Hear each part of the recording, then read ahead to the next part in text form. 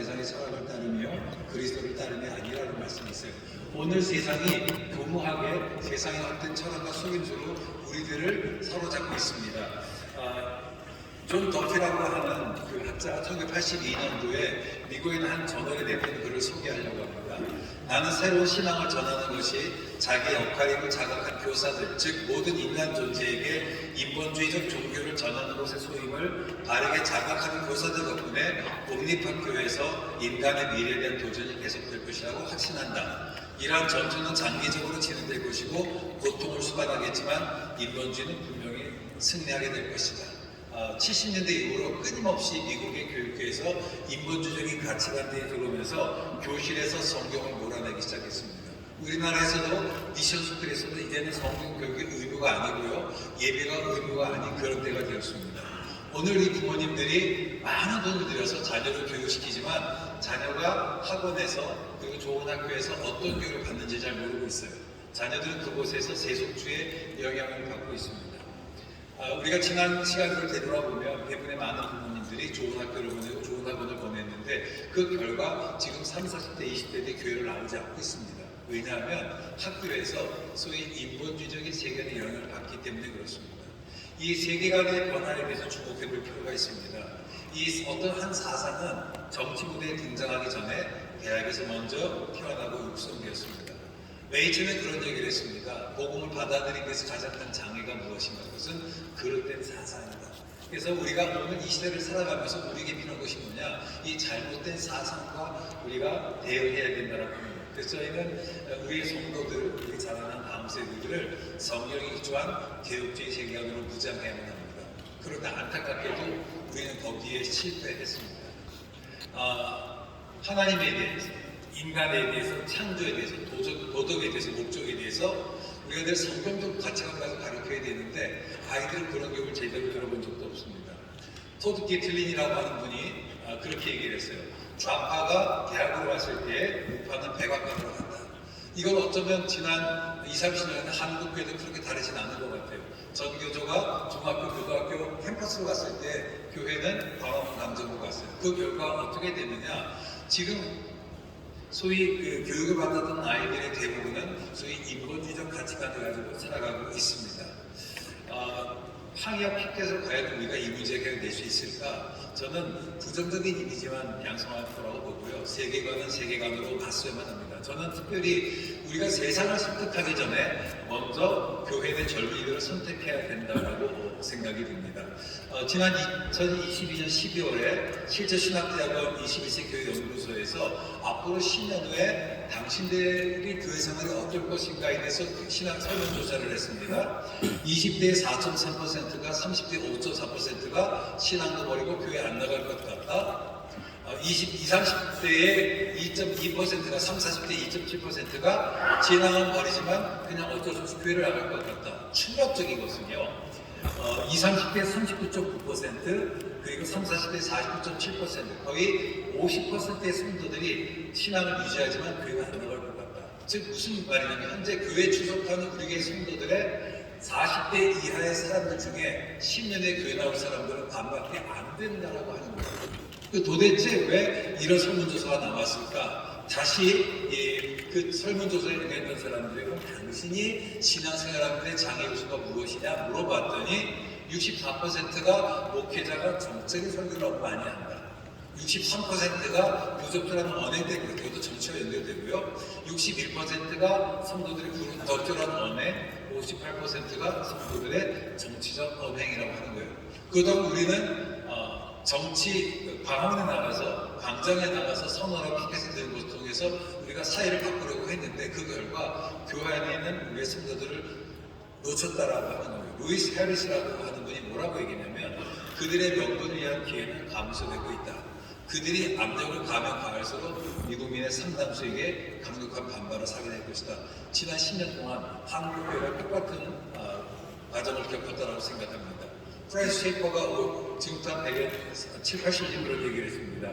종교개혁에 대한 기억을 상실할 정도로 엄청난 압력이 들어오고 있다.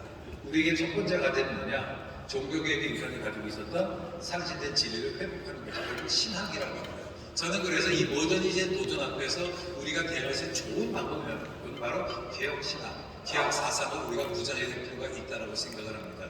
저는 그런 면에서 뭐냐면 저는 집토끼 전략이 필요한 것 같아요. 신한카드에서 몇 년 전에 그런 일이 있었습니다. 신규 고객을 예치하려고 신규 고객이 투자를 많이 했는데 그러다 보니까 기존 고객을 놓쳤던 거예요. 그리고 신규 고객이 워낙에 포인트에 민감한 젊은 세대라 다른 카드에 있어서 좋은 조건이 나오면 카드 소위 충성심이 떨어졌던 거예요. 그래서 새로 하던 전략이 뭐냐면 집토끼를 지켜라의 경영 전략이 나왔었는데 저는 오늘 한국교회도 마찬가지라고 봅니다.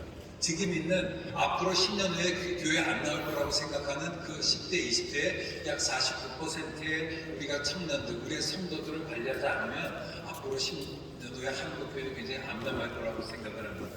다시 한번 설문조사를 봤더니요. 현대 교회 다니는 사람들 중에 당신이 언제부터 신앙생활을 했느냐라고 했더니 39%가 모태신앙이라고 대답하고 14%가 영유아로 대답하고요. 초등학교가 21%로 대답하고 청소년기가 8%로 대답을 했습니다. 그 말은 뭐냐면 소위 82%의 대부분이 청소년기 이전에 신앙생활했던 경험했던 사람들이 교회에 나왔다라고 하는 거예요. 교회가 해마다 많은 돈을 들여서 이 초청잔치를 합니다. 그런데 목사님들 지난 10년간을 되돌아보시면 어쩌면 그것보다 우리 교회에서 어렸을 때부터 중고등학교 때 신앙생활 했던 사람이 교회에 접촉한 비율이 훨씬 높을 거라고 하는 거예요. 저는 그런 면에서는 앞으로 교회가 정말 입으로만 다음 세대가 아니라 다음 세대에 대한 어떤 좀 집중적인 교육과 투자가 필요하겠다. 전 특별히 다음 세대에 대한 기독교 세계관 교육이 아주 시급하다라고 생각해요. 왜냐하면 그 아이들은 밖에서 끊임없이 인본주의 교육을 받기 때문에 그렇습니다. 지금은 문화 전쟁의 시기입니다. 테드 바하라고 하는 분이 연구를 했어요. 아이들의 10년 동안의 세계관에 영향을 미치는 것을 조사했더니 교회에서 보내는 시간이 800시간, 부모와 보내는 시간이 2000시간. 목사님들도 자녀들을 경험하시지만 자녀들과 함께 밥 먹자 자녀들은 주로 휴대전화를 보고 있어요. 2000시간을 보내지만 유의미한 시간을 보내는 건 아닙니다. 학교에서 보내는 것이 10,000시간. 그리고 미디어와 보내는 시간이 63,000시간이에요. 이건 안 되는 싸움이에요. 800대 63,000입니다. 저는 그런 면에서는 이 미디어에 대한 문화에 대한 인식들을 좀 가져야 될 필요가 있다. 인본주의자들이 문화를 정복할 때에 교회는 문화로부터 한 발 물러서 있었습니다. 그래서 아무래도 오랫동안 한국교를 어렵게 했던 세대주의적 전천연설의 영향 때문이 있는 것 같고 그리고 문화 엘리트들을 적으로 간주를 했어요. 옛날에 제가 드라마를 봤던 기억이 납니다. 드라마를 보면 늘 좋은 장면이 되면 기도하는 장면이 나오고 교회 장면이 나왔어요. 근데 지금은 주로 나쁜 장면과 연결되면 주로 교회가 나오고 찬송이 불려집니다. 이게 왜 그럴까요? PD들, 작가들이 소위 반기독교적인 정서를 가지고 끊임없이 우리에게 얘기를 하고 있고 제가 어제 서울에 있는 어느 교회 가서 설교를 했는데 학교 교사 선생님께서 뭐라고 얘기했냐면 본인 있는 초등학교 교대 있는 아이들이 3%밖에 안 된다고 얘기해요. 충격적인 얘기를 들었어요.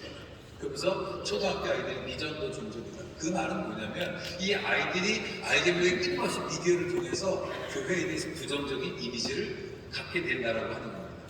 문화라고 하는 건 문화는요 이 타락의 결과가 아니라 구원의 열매라는 것을 우리가 알아야 합니다. 그래서 종교개혁이 일어났을 당시를 생각해 보면 종교개혁이 일어났을 때에 성상 파괴 운동이 일어났습니다. 그러다 보니까 우리가 흔히 생각할 때에 종교개혁은 문화를 파괴했다라고 이해를 하지만 피테르 산레담이라고 하는 사람이 하르렘이라는 지역에서 활동하면서 그 당시 교회를 그림을 그렸던 사람인데요. 이 사람의 그림을 보시면 이 교회의 예배당을 보시면 카톨릭 교회 안에서 예배를 방해하는 성상들 이미지를 다 떼어버렸어요. 그건 맞아요. 그리고 스탠디 글라스들도 다 없애버렸습니다. 하지만 예배당은 뭐냐? 예배하는 곳이잖아요. 그렇죠? 그래서 예배하는 곳의 기능을 강조했던 그런 예배당을 소위 확립시켜요. 이게 소위 개신교 의학의 단순성과 명료성이라고 하는 거예요. 칼빈의 성경 해석학의 원리인데 그래서 예배당은 하나의 말씀을 선포하는 것이니까 말씀을 선포하는 강대사만 남겨주고 나머지 모든 처소들은 없애버리는 것들을 보게 됩니다. 그러니까 종교개혁들은 뭐냐? Not to destroy but to fulfill. 문화를 파괴한 것이 아니라 하나님의 목적 속에서 문화를 다시 성취한 것이 종교개혁이 했던 일이었습니다. 제가 시간상 다 하지 못하지만 몇 가지 작품만 소개하려고 합니다. 피터 브레헤의 얼음의 풍경이라는 작품입니다.